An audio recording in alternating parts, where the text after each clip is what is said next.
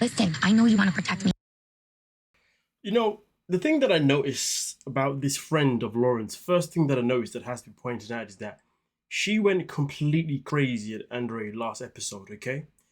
And the whole time she's got kids in the house. Imagine being a child and you're hearing your mum shouting and screaming and using such horrible words to another human being. Just imagine what type of influence this mother is to her children. That's what I really wanted to point out, to be honest, regarding the situation, because honestly, I was like, whoa, why has this woman got kids? Not as in like why, but you know, like, wait, hold on a minute, she's got kids? And she was just literally calling Andre names and everything? Regardless whether he was wrong or not, that is not good role modeling to your kids. I worry for her children, to be honest, because this is absolute appalling behavior. But with that being said, let's get into the nitty and gritty of Loren and Alex having too much of an involvement when it comes to Andre and Libby's relationship. I understand degrading. He does not even let any. I just caught that as well. I didn't catch it the first time. Loren even slurs in front of the kids, effing degrading in front of the kids. Wow. I mean, listen.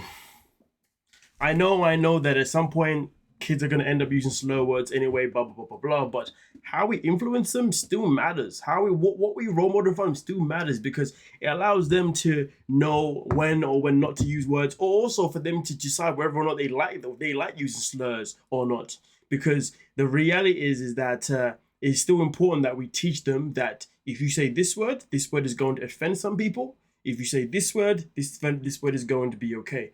Kids still need to understand the power of words. Okay, I know people like to, talk about sticks and stones may break my bones, but words will never hurt me. Yeah, yada yada yada yada. The matter of the fact is, the older that we get, the more trauma we go through, we all start to get more triggers, okay, based on what people say to us. And it's important that children are taught that from a young age, not necessarily about trauma per se or the triggers, but just how harmful what you say to someone could make that person feel, especially if they're in a school and they have friends and all of a sudden they start saying to that kid, hey you, F you. Hey, your mum. Like, you know what I'm saying? Like, it's not cool, Just imagine that the kids literally just heard their mum say that you should go back, that you don't deserve what's called a green card, or you should go to Moldova, whatever. Next thing you know, this kid's in school now, sees another child who they think may be foreign and goes, you don't deserve a green card. Like, do you see what I'm saying? Because that's the type of language that she was using as well. I don't know why I'm actually surprised, to be honest with you, because Loren is a piece of and of course her friend's going to be the same. Nonetheless, though, let's get into the nitty and gritty, folks. Just wanted to get that out of the way. Anybody in that table country come into our home and start talking to us like that, or anybody like that. Listen, I understand that when people come to each other's home, they should be respectful of somebody's home. But even when somebody comes to your home, the person that is hosting should be respectful to their guests. Loren's sitting there acting as if like she didn't start a whole situation with Andre out of nothing. Humble yourself. But also, I don't know how Elizabeth can just put up with his behavior. I mean, my one is for tonight to ruin my friendship with Elizabeth, but she needs to learn to put her foot down with Andre. Who says that Libby doesn't know how to put her foot down? I mean, listen, at the end of the day, their marriage has been going on for a couple of years now, clearly successful. They've got kids, they've got successful business going on. Clearly, she's more than happy, more and able to handle herself in this relationship. If she wasn't, I'm pretty sure the relationship would have ended some time ago. I mean, listen, don't get me wrong. Sometimes things do happen behind closed doors with people, things that we don't know that's happening, and then it comes out later on that this happened, and then we're like, whoa, I can't believe this happened. Why didn't you tell me? Blah, blah, blah, blah, blah. Yes, of course, those things happen, okay? But that's not every situation. Do I believe that Libby doesn't necessarily have a voice when it comes to her relationship with Andre? No, I don't believe that. I do believe that she has a voice. I just think that she's very wise about when she speaks up and when she doesn't speak up. It's just that she's somebody who probably is quite tactical with how she's going to address things with him, because she knows how to handle her man. Loren obviously doesn't know how to handle somebody else's man. You see what I'm saying? That's what she needs to think about. Honestly, to sit there and say that she needs to get a backbone or whatever, when you don't actually know the real dynamics of their relationship, is ludicrous behavior. Absolutely ludicrous behavior. You know what I'm saying? If she had evidence, if she had said that, listen, you know what, Libby's come to me over the last couple of months and she's always talking about Andre's doing this, he's doing that, and, it's making her feel this and that, fair enough. You got leverage. You got information that says to you, do you know what? Girl, you need to get the backbone. I need you to be stronger, okay? But if you haven't seen that, okay, oh no, but if he hasn't reported none of those things, okay, not everybody's seen it, whatever, then what the hell are you talking about? You know, there was a time before I used to look at Alex and be like, why is he with this woman? But to be honest with you, these two are literally the same person. Alex and Loren are literally two peas in a freaking pod.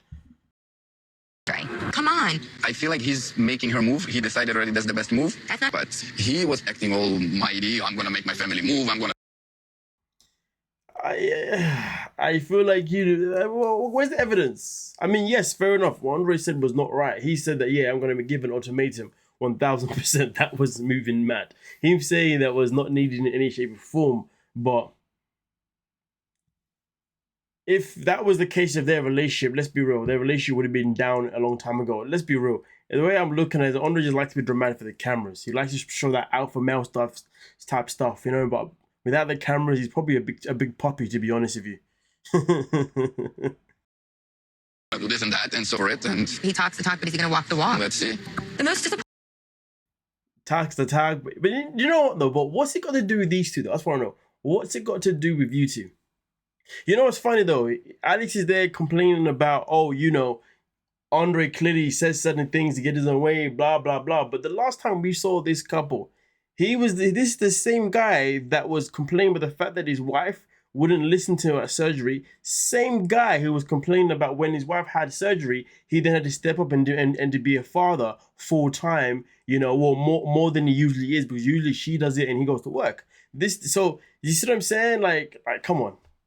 Obviously, sometimes in relationships, you're going to have times when you're going to listen to each other and sometimes you're going to disagree. It's going to happen, right? You're still going to go about and do your business. At the end of the day, this guy here is talking a bunch of waffle as if, you know, he doesn't... the both of them are talking waffle as if they don't they both don't encounter the same type of or similar type of conflict sometimes in relationship when it comes to conversations. Pointing part of tonight for me was how Loren handled the situation. Advice about us moving to Moldova. And although she did have some valid points, I just feel like it kind of came across as her, like, just criticizing us. That's exactly how it was. Being very critical. Nothing Loren said was informative. Nothing she said was in a way that was trying to be helpful or trying to be nice. It was all out of malicious intent. That's literally the vibe that she gave. It's as if she had this personal agenda against Andre from the get-go, with no explanation. It's like watching a movie and not understanding why the villain is the villain. Elizabeth and I have been good friends for 4 years, and I don't want to overstep, but I don't think Andre is considering Elizabeth's thoughts when it comes.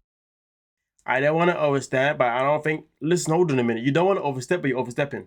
I don't think you're considering Elizabeth's thoughts or consideration in this situation, because how do you know that she wanted you to speak up for her? How do you not know that you may be making life harder for her? By being this way, you might have sent her home to a situation that's going to be even more challenging. Obviously, that wasn't the case. So, Loren just likes to argue people. That's it. This doesn't care about people. To this move. Elizabeth and Andre leave for Moldova in a couple of weeks, and I know as soon as they get there, Andre is going to do whatever it takes to convince Elizabeth to move there. So talk some sense into her and fast. But how does this affect her life? I'm just curious. How does this affect her life? It doesn't affect her in any shape or form. If they go to Moldova and he decides to convince her, then so be it. But you know the funny thing is though, that was quite interesting about this storyline, and I know this storyline's a bunch of BS, because you see, Libby has been to Moldova before. She knows what Moldova looks like. She knows what it's like. She knows what his family's like, okay?